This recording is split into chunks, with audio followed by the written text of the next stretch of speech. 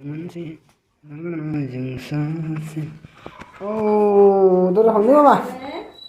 दरा थांलाय एसेल' दे दाउथो आं माबा फांनानै होफिनगोन दे हगारलाय बोखार दे जादो दे इयाव रांनायखौ आइखौ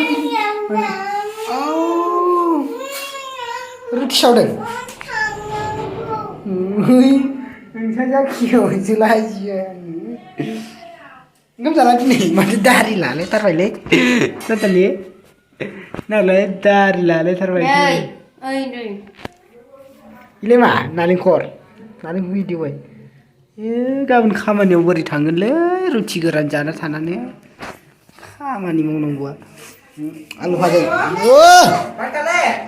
खावा ना अकेला रोटी बनाया से यार रोटी बनाया से रोटी खामा जी फाटना खा itu update kori maru petu update korba lagi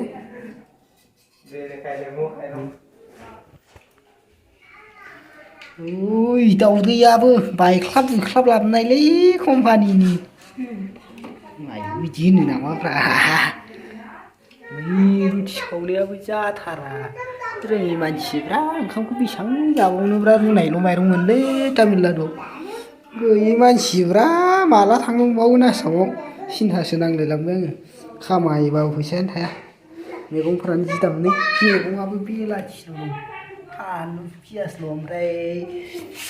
दाउदैयाथ' कम्पानिनि हरनाय ओमफ्राय आलु दरनैसो दं खोमालै अबेबा गैला ओमफ्राय नै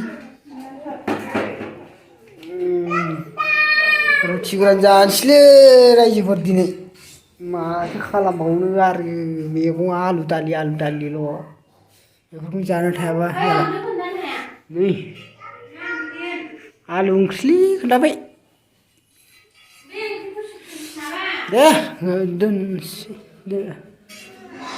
नों मा जादों आखाइ सोलास्लिबलायना मा जादोंब्रा मामा मा जादों खोन्थालाय नालेंखर एवनाय नोमाया खावनानै लायनानै जाहोफैखो ना बायनानै लायखोरा बायदोंसो बेसेबांनि बायनाय नोंसो बायना लाबोदों आसामाव थांसैनो मामानो फैसा जाबा बुरजा जाबा आसामाव थांसैनो जोंना हा बायनानै आसामाव स्कुल फरायसिगोन नो मामानो दे नोंबो फरायगोन दा स्कुल फरायगोन दा बुरजा फरायगोन फराया हा नायबालाय नुलाब्रा दे स्कुल बुरजा फरायगोन नोंखौ नुगोनब्रा बिदिबासो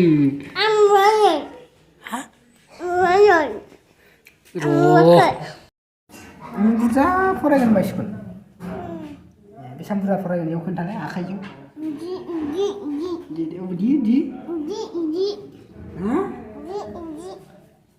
गालाङा होनलाय गालाङा क होनलाय बाय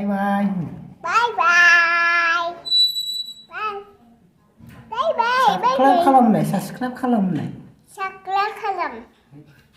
लाइक खालामनाय हेलौ गाइस होनलाय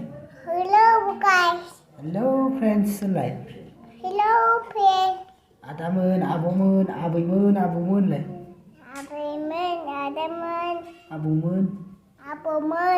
आबौमोन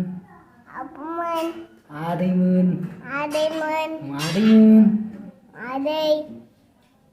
जाबायलै दोननोसैलै बाय दोननोसै गाबोन भिडिअ बानायबावगोन दे होनलाय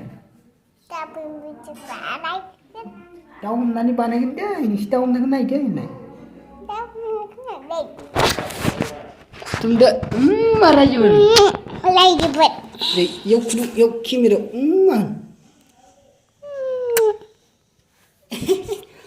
इदिनो मा होनलाय